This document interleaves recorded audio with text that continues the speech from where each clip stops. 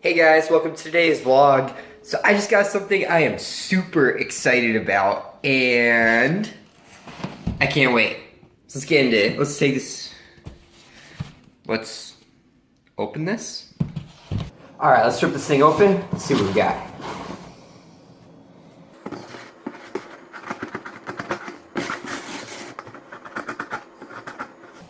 I don't know if I told you guys, but we had car parts for this Del Sol coming. The CRX. And it's either that or I ordered some really cool wall decorations. Trying to complete out this wall as well as two more of them.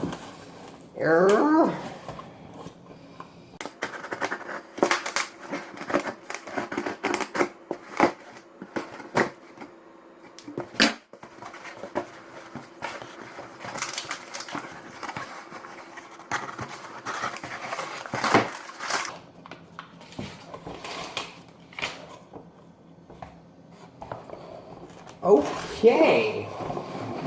Well, that looks too big, but it's actually pretty sweet. So I can't wait to plug it into the CRX and make the airflow better. I put two of them. I've used them before. Always go with K&N filters. People say that sometimes you get too much oil on them and it can screw up your mass sensor, but that's only true if you over oil them and you don't know how to clean them. If you clean them correctly, they are the best air filter that you can go with. And I've seen dyno runs with them, increasing horsepower up to upwards of 20, depending on the car. Now, the CRX won't benefit that much from it. I mean, a more reasonable goal would be like 10. But either way, 10 horsepower is 10 horsepower. And we're trying to get the intake, we're trying to get the exhaust all free-flowing, and let's get the air through there. Alright, let's get to today's video. We can install this one next time. Just whatever you do, don't put the K&N sticker on your car. Every single trashy truck driving around. I'm not saying that it has to be to have it. I'm just saying that it gives the wrong image, especially when that's the only thing on there. So, I mean, I just, it's painful to see someone bragging about the only thing being on there is an air filter. That's like a first baby step. Subarus, huh? Yeah. I actually used to very much dislike Subarus. I know, crazy. So I used to be totally against them. And in fact, I didn't know much about them, honestly. And I thought, why would anyone be so fanatic about a Subaru? Because you meet a Subaru driver and they're pretty sure their car is the best thing in the world. That there is nothing that can beat a Subaru.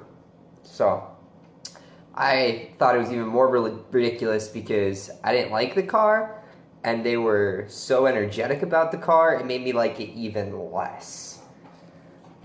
But then I started to do some research on them. Started taking them out for test drives and stuff. And drive around whenever I got the chance. And I realized, I'm like, you know what? Now I see it. Especially when you look at things like the price to performance ratio.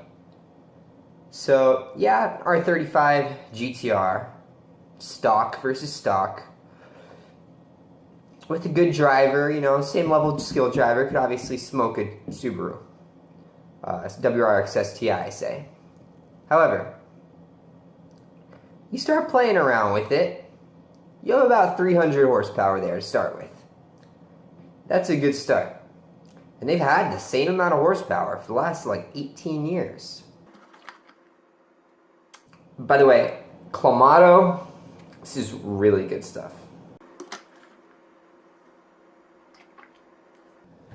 And look, contains 38% juice. Wait a minute. It's supposed to be just tomato juice. What's in the other 62%? I'm kind of worried. Now let's just put that over here. Sorry, that was a weird, random little... Yeah, okay. So Subarus. Start playing around with it. Start modifying it. Once you get up to pushing 450, 500, now you have to take into account that you're like 500 pounds, maybe not that much, maybe about 400, depending on the model. The older ones, even more, lighter than that R35 will ever be. And now, that's when it starts to look really good. I saw one at the drag strip. This is about 2 months ago. Took on a Lamborghini and just smoked the thing in the quarter mile. Multiple times. Over and over again. The guy in the Lambo must have been so humiliated. He must have wanted to go back to the dealership the next day and just return his brand new hot Lamborghini. Now, the reason that Subarus are iffy is that people have a lot of problems with the transmissions, and for me, I like something that's built solidly, that I'm not gonna say isn't gonna break, but when it breaks, you can work on it, you can fix it. I mean, that's half the fun of cars, is working on it yourself. And a lot of Subaru drivers run into problems that are too complicated or difficult when it's easy stuff. Especially the boxer engines, how they're laid in the engine bay, there's not much room on either side if you have to pull the heads off. Now, even though they're quite impressive now that I know some more about them, the all-wheel drive, the traction that they can get, it's kind of like that fat person that lost weight and you still kind of see him as a fat person. I'm sorry, let me rephrase that. The body styles about 10 years ago were, let's face it, for looking good and turning heads. Maybe they turned heads, but for the wrong reasons. I mean, the proportions were all awkward. They were all over the place. Another thing I couldn't do is proudly announce to people, I got an STI. Like, STI? Come on. Come up with a slightly better name or acronym for your performance model. In 2017, I got an STI. Everyone knows what that means, and that's no. Yeah, that's all I'm gonna say on that. So, it's like, think about like a fat person who loses weight, and now they look good, like the 2018 ones, and they're all smoking slick and everything, but you can't still see them as a fat person, because that's how you always saw them before. But, you know, looks are subjective. Some people love it. I've heard people who say that the bug-eye Subarus are their favorite look ever. Some people might think, I don't know, I can't think of anything right now. This is awkward. Some people might like Jukes, Nissan Jukes, like a Nismo Juke. Sure, it's a quick car, it's all tuned, but for me, I think it's awkward looking. But if you like it, go for it. Nothing wrong with that, but just own it. And at least most Subaru drivers realize that they own what they drive. No matter what their Subaru looks like, they get behind that thing 110%. Even to the point where they will challenge a Lamborghini at a drag strip and have enough sheer willpower and confidence, like a little dog, just smoke them.